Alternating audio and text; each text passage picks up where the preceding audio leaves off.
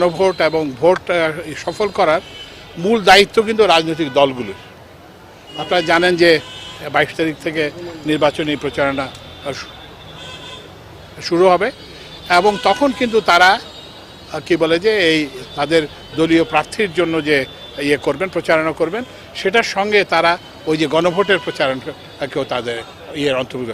আমরা এর মধ্যে রাজনৈতিক দলগুলোর সঙ্গে প্রধান উপদেষ্টা বৈঠকে মিলিত হয়েছে এবং সেখানে সব রাজনৈতিক দল আমাদেরকে আশ্বস্ত করেছেন যে তারা তাদের যে প্রার্থীদের নির্বাচনী প্রচারণার পাশাপাশি তারা গণভোটের জন্য প্রচারণা করবেন।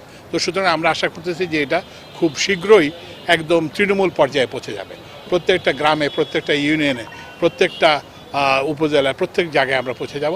আর আমরা এই যে 22 তারিখ পর্যন্ত আমরা নিজেরাই চেষ্টা করতেছি যতটা করা যায়। আচ্ছা,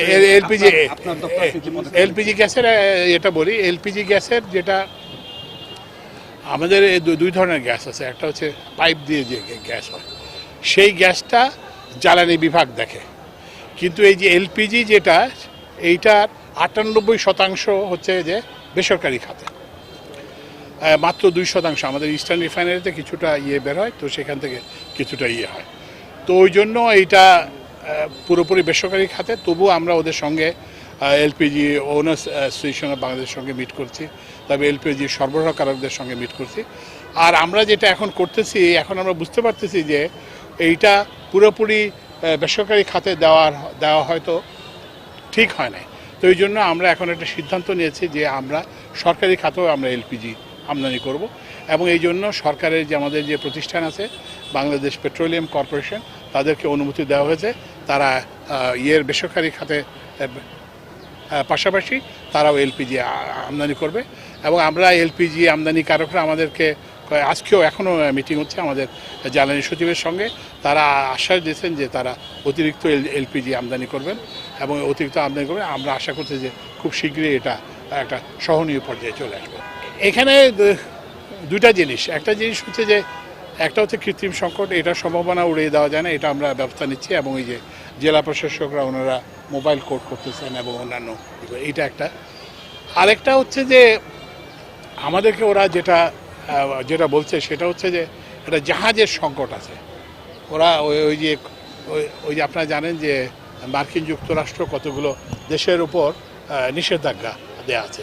তো এই নিষেধাজ্ঞার আওতায় কিছু জাহাজ পড়ছে এবং ওরা বলছেন যে তারা এই যে জাহাজের জন্য তারা আনতে পারেন নাই। যাই হোক, আমরা এইটা সরকারি পর্যায়ে এবং বেসরকারি পর্যায়ে আমরা চেষ্টা চালিয়ে যাচ্ছি যাতে এই এলপিজি দামটা একটা সহনীয় পর্যায়ে, সরকার নির্ধারিত পর্যায়ে চলে আসে। আমি আপনাকে বলি, আমাদের হচ্ছে কি যে ওই যে আগে যে উন্নয়ন হয়েছে, তো উন্নয়নের একটা বড় সমস্যা হয়েছে যে এটা ভারসাম্যপূর্ণ উন্নয়ন হয় নাই।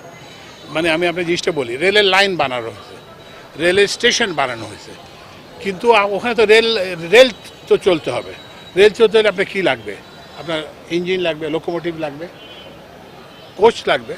তা আপনার লোকোমোটিভ নাই, কোচ নাই, আপনি রেল লাইন বানাই দিচ্ছেন, রেলের স্টেশন বানাই দিচ্ছেন। তো ওই জন্য আমরা চেষ্টা করতেছি যে অতিরিক্ত নতুন লোকোমোটিভ আনার জন্য এবং যেগুলো লোকোমোটিভ বিকল হয়ে যাচ্ছে সেগুলোকে মেরামত করার জন্য, এবং নতুন কোচও আসতে স্টার্ট করবে ফেব্রুয়ারি মার্চ থেকে। তো তখন আমরা আশা করি যে আমরা আরও নতুন নতুন জায়গায় স্টপেজ আমরা দিতে পারবো।